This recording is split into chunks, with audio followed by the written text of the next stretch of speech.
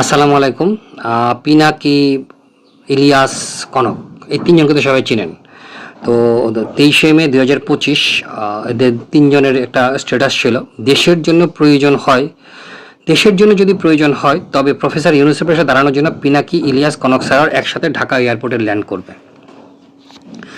বর্তমান ইউনূস সরকার বা জামাত সরকার, যে সরকারই বলি না কেন, সেই সরকারের একটা গুরুত্বপূর্ণ পার্ট হচ্ছে যে পিনাকি, ইলিয়াস এবং কনক। আমরা যতটুকু শুনি তাদের মুখের ভাষ্য অনুযায়ী বিভিন্নজন বাংলাদেশের পুলিশের কর্মকর্তারা ইলিয়াস এবং পিনাকির কাছে রিপোর্ট করে।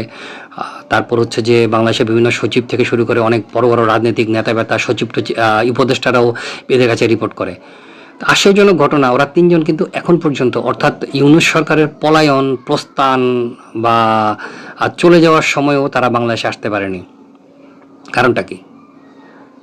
আর এই ডিসেম্বর মাসে এই রাজাকারের বীর্য, পিনাকি অবশ্যই ভারতের রয়্যাল এজেন্ট, আর ইলিয়াস তো রাজাকারের বীর্য, এটাতে কোনো সন্দেহ নাই। আর ওকে বিহারের পুত বলে বা যেটাই বলে, এটাই সত্য কথা। সে বাংলাদেশের, আসলে বাংলাদেশ অন করে না, আর সে অন করার প্রশ্নই আসে না। আর কনক স্যারের ব্যাপারটা আমি আসলে বলতে পারবো না, কারণ কনক স্যারের ওইরকম কোনো মানে দেখি না। তবে তার বিরুদ্ধে অভিযোগ আছে যে ওরা তিনজনে মিলে বাংলাদেশের বিভিন্ন, বাংলাদেশের মাহমুদুর রহমানের সাথে মিলিত হয়ে তারা বিভিন্ন ধরনের প্রোপাগান্ডা বা বিভিন্ন ধরনের কার্যক্রম চালিয়ে যাচ্ছে। তো এই তিনজন এখন পর্যন্ত বাংলাদেশে আসতে পারলো না বা আসলো না। তাদের সরকার ক্ষমতায়, তাদের সব কিছু ক্ষমতায়, তাদের হাতে সব ক্ষমতা, ওখান থেকে বসে বাংলাদেশে এখানে এটা ভেঙে ফেলেন, ওটা ভেঙে ফেলেন, এই করেন সেই করেন, অনেক কিছু করেন, কিন্তু তারা এখন পর্যন্ত বাংলাদেশে আসতে পারলো না।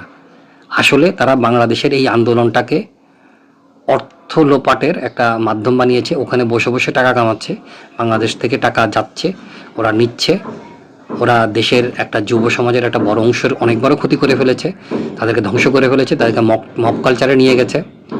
আর এখন ওরা তো বাংলাদেশে আসলে কখনোই আসবে না, কোনো সরকারের আমলে আসতে পারবে না, যদি ইউনূস সরকারের আমলে আসতে পারেনি, এবং কোনো সরকারই তাদেরকে সাপোর্ট দিবে না বা তাদেরকে ব্যাকআপ দিবে না, কারণ তাদের মতো বেইমান নিচু শ্রেণীর লোকদেরকে ব্যাকআপ দেওয়ার কোনো কারণ নেই। বাংলাদেশের মানুষের উচিত তাদেরকে চিনে রাখা এবং তাদের কোনো কথায় কান্না দেওয়া।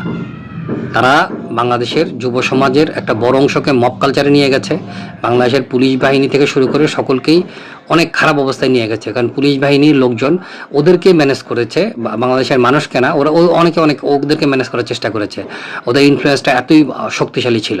যাই হোক, এখন তাদের কুশপুতলিকা দাহ হচ্ছে ঢাকা বিশ্ববিদ্যালয়ে। বাংলাদেশের মানুষ আস্তে আস্তে এই পিনাকি এবং ইলিয়াসকে চিনে ফেলেছে এবং তাদেরকে বর্জন করা শুরু করেছে এবং তাদেরকে বর্জন করবে, এবং ওদের বিরুদ্ধে বড় ধরনের একটা প্রতিরোধ হবে। আশা করি সকলেই সাথে থাকবেন। ধন্যবাদ।